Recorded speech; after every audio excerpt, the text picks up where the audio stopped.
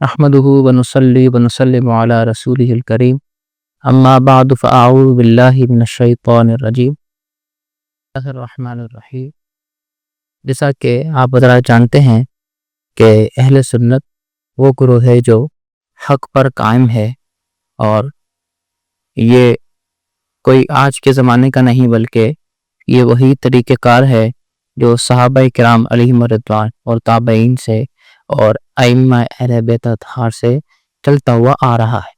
مگر بعض لوگ ایسے ہیں جو اس پر مختلف قسم کے اعتراضات اور مختلف قسم کی باتیں کرتے ہیں اور اہل سنت کے متعلق غلط پروپیگنڈا کرتے ہیں۔ بعض لوگ آپ کو ملیں گے جو ایسے ہوں گے بظاہر حنفی کہلائیں گے، مگر نبی پاک علیہ الصلوۃ والسلام کے علم غیب کے متعلق غلط باتیں کریں گے، اور بعض وہ گروہ بھی ہے کہ جو اپنے آپ کو اہل حدیث کہتا ہے، لیکن اگر ان سے پوچھا جائے کہ جناب حدیث ضعیف کی یا حدیث موضوع کی یا حدیث صحیح کی ہی تعریف ہمیں بتا دیں، تو وہ ہمارے سامنے لاچار اور خاموش ہوتا ہوا نظر آتا ہے۔ گویا کہ یوں لگتا ہے کہ ان کے پاس سے بھی علم حدیث نہیں گزرا، لیکن حیرت کی بات یہ ہے اس کے باوجود بھی اپنے آپ کو اہل حدیث کہتے ہیں۔ اس لیے ہم نے مناسب سمجھا کہ مصطلحات حدیث پر مختلف لیکچر ریکارڈ کروائے جائے تاکہ علم حدیث کے حوالے سے معلومات ہمیں حاصل ہو سکے۔ سب سے پہلی بات تو یہ ہے کہ مصطلحات حدیث کس کو کہتے ہیں۔ مصطلحات حدیث یا علم اصول حدیث کی تعریف کیا ہے؟ تو علم اصول حدیث کی تعریف یہ ہے، ہوا علم یعرف به احوال السند والمتن من حیث القبول والرد وآداب روایته وکیفیت فہمہ۔ یہ وہ علم ہے کہ جس میں قبول اور رد کی حیثیت سے سند اور متن کے احوال جانے جاتے ہیں، اور اسی طرح اس کو سمجھنے کے آداب اور کیفیت کو جانا جاتا ہے، یعنی وہ اصول و قواعد کے جس کے ذریعے سے سند اور متن کو قبول کیا جائے یا نہ کیا جائے، متن قبول ہوگا یا نہیں ہوگا، اس کے اصول و قواعد اس علم میں پڑھے جاتے ہیں۔ اب یاد رکھیں کہ اس علم کے اندر جو موضوع ہے وہ دو چیزیں، متن اور سند۔ جو بھی گفتگو ہوگی اس کا محور اور مرکز متن اور سند ہوگا۔ اب سوال یہ ہے کہ سند کس کو کہتے ہیں؟ تو سند کہتے ہیں وہ طریق الموصل للمتن، وہ راستہ جو متن تک ہمیں پہنچا دے۔ تو جیسے روایتوں میں ہوتا ہے کہ مجھے فلاں نے بیان کیا، فلاں نے بیان کیا، تو جتنے نام آتے ہیں یہ سارے سند شمار ہوتے ہیں۔ اب سوال یہ ہے کہ متن کیا ہوتا ہے؟ تو جہاں پر سند ختم ہوتی ہے وہیں سے اگلی متن شروع ہو جاتا ہے۔ متن کی تعریف ہے وہ الفاظ الحدیث التي تتقوم بها المعانی، حدیث کے وہ الفاظ کے جن سے معنی قائم دائم ہوتے ہیں ان کو متن کہا جاتا ہے۔ سب سے پہلے جو سوال آتا ہے وہ یہ ہے کہ کیا حدیث اور خبر یہ دونوں ایک ہی چیز ہے؟ تو یاد رکھیں کہ علامہ ابن حجر عسقلانی رحمہ اللہ نے جو نزہۃ النظر میں لکھا اس کا خلاصہ یہی ہے کہ خبر اور متن دونوں مترادف المعنی ہے، دونوں ہم معنی ہے، ان میں کوئی فرق نہیں۔ جس معنی کے لیے خبر آتا ہے اسی معنی کے لیے حدیث کا لفظ بھی استعمال ہوتا ہے۔ جبکہ آپ نے ایک اور قول بھی بیان کیا، کہتے ہیں کہ حدیث یہ اس روایت کو کہتے ہیں کہ جو نبی پاک علیہ الصلوۃ والسلام سے ہم تک پہنچے، اور خبر وہ ہے کہ جو پچھلے صحابیوں سے ہم تک پہنچے۔ تو اس اعتبار سے اگر دیکھا جائے تو حدیث و خبر میں مترادف کی نسبت نہیں ہوگی، بلکہ ان میں پھر تباین کی نسبت پائی جائے گی۔ بہرحال حدیث کی تعریف کیا ہے؟ حدیث کی تعریف ہوا ما اضیف الی سیدنا رسول اللہ صلی اللہ علیہ وسلم من قول او فعل او تقریر او صفت خلقیت او خلقیت، وہ قول، فعل یا تقریر یا صفت خلقی یا خلقی جس کی نسبت نبی پاک علیہ الصلوۃ والسلام کی طرف ہو۔ حدیث قولی کیا ہے؟ رسول اللہ صلی اللہ علیہ وسلم نے ارشاد فرمایا انما الاعمال بالنیات، تو یہ حدیث قولی میں شمار ہوتی۔ حدیث فعلی جیسے نبی پاک علیہ الصلوۃ والسلام نے کوئی کام کیا تو صحابہ اس کی خبر دیں، تو یہ حدیث فعلی۔ حدیث تقریری، آپ علیہ السلام کے سامنے کو کام کیا گیا، آپ نے اس سے منع نہ فرمایا بلکہ اس پہ خاموش رہے اور آپ نے اس کام کو جاری رکھا اور پختہ کیا، تو یہ بھی حدیث تقریری میں شمار ہوتی ہے۔ صفت خلقی اور صفت خلقی. صفت خلقی یعنی آپ علیہ السلام کی تخلیق کے بارے میں صحابہ کرام علیہم رضوان کوئی بات ارشاد فرمائے کہ نبی پاک علیہ السلام سب سے زیادہ حسن والے تھے، تو یہ صفت خلقی. اور صفت خلقی آپ علیہ السلام کے اخلاق کے کریمہ کے بارے میں صحابہ کرام جو خبر دیتے ہیں کہ آپ علیہ السلام سب سے زیادہ اخلاق میں اچھے تھے، تو یہ صفت خلقی میں آتی ہے. سب سے پہلے جو حدیث کی تقسیم ہوتی ہے وہ منقول عنہ کے اعتبار سے ہوتی ہے، یعنی جس سے حدیث منقول ہو رہی ہے. تو اس اعتبار سے 4 قسمیں بنتی ہیں. پہلی قسم حدیث قدسی، دوسری قسم حدیث مرفوع، تیسری حدیث مقطوع. حدیث قدسی وہ حدیث ہے کہ جس کی نسبت اللہ رب العالمین کی طرف، جس کے الفاظ کی نسبت اللہ رب العالمین کی طرف. جیسے نبی پاک علیہ السلام فرمائے کہ اللہ رب العالمین نے فرمایا، بخاری شریف کے اندر حدیث پاک ہے، من عادی لی ولی فقد آذنتہ بالحرب، جو میرے ولی سے دشمنی کرتا ہے تو میں اس سے اعلان جنگ کرتا.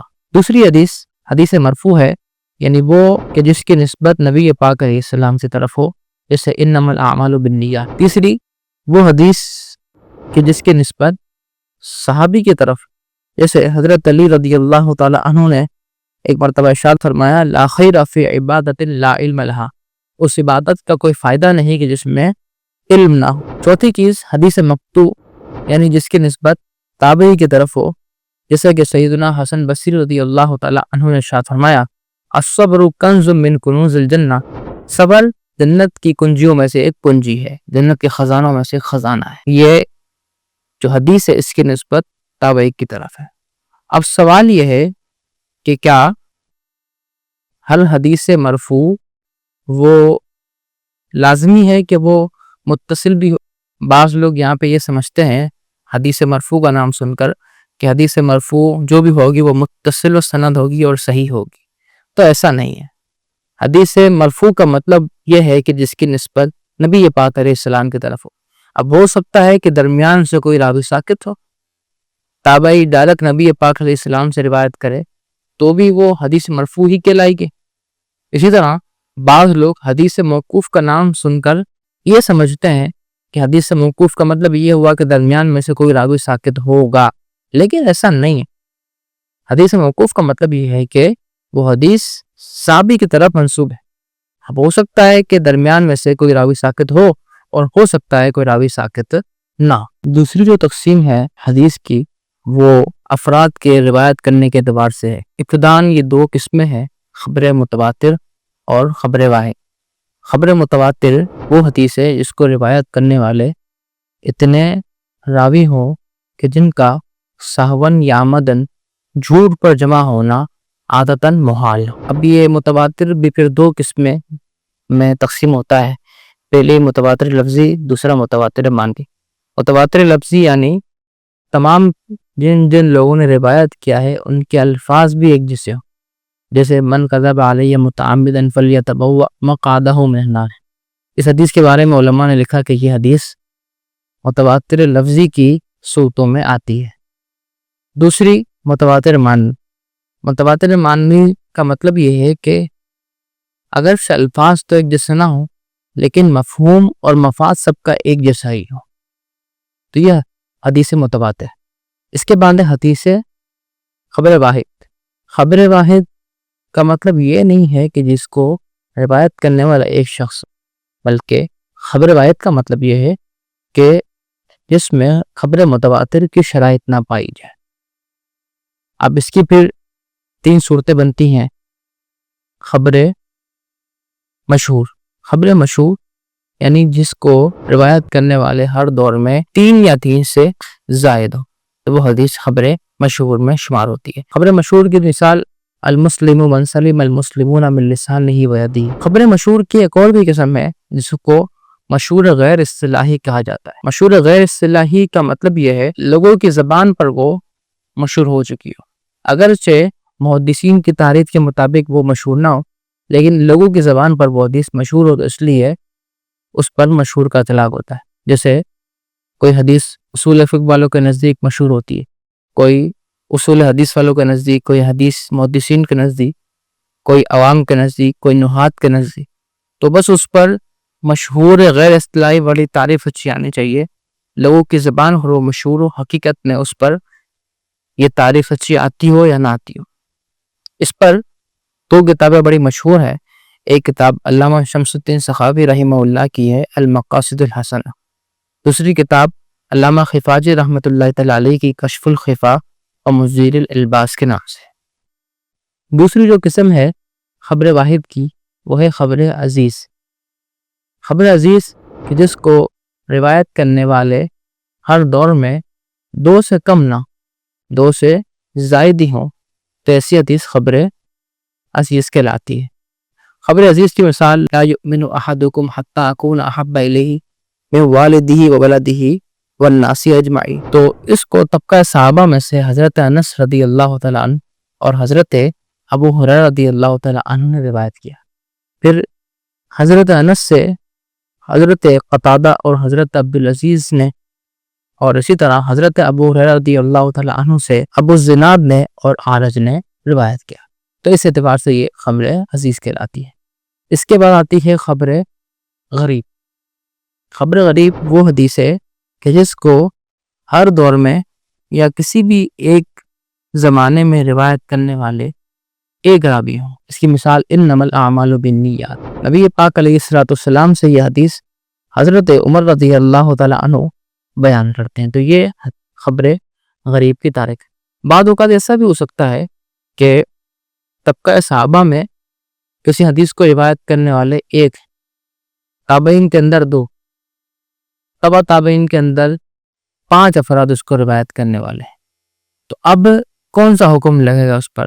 تو محدثین نے فرمایا کہ یہاں پر کم کا اعتبار ہے، چونکہ کم میں ایک شخص روایت کر رہا ہے اور ایک کی جو روایت ہوتی وہ خبر غریب کے اندر شمار ہوتی ہے، لہذا یہ غریب کے اندر چلی جائے گی، کیونکہ قاعدہ یہ ہے کہ اس فن کے اندر عقل کا کم کا اعتبار ہے۔ اب خبر غریب کو خبر فرد بھی کہتے ہیں۔ فرد کی دو قسمیں ہیں، فرد مطلق اور فرد نسبی۔ فرد مطلق کا مطلب یہ ہے کہ اصل سند کے اندر غرابت اور اکیلا پن پایا جائے۔ اصل سند یعنی صحابی کے طبقے میں روایت کرنے والے ایک ہوں، تو اس حدیث کو فرد مطلق کہا جاتا ہے۔ جیسے اس کی مثال ہے الایمان بضع وسبعون شعبۃ والحیاء شعبۃ من الایمان۔ تو یہ فرد مطلق کی مثال۔ فرد نسبی یعنی طبقہ صحابہ میں تو روایت کرنے والے ایک نہ ہو، زیادہ ہوں، لیکن بعد میں کسی طبقے میں تبع تابعین میں روایت کرنے والے ایک ہی راوی ہوں، تو یہ حدیث فرد نسبی کے اندر شمار کی جاتی ہے۔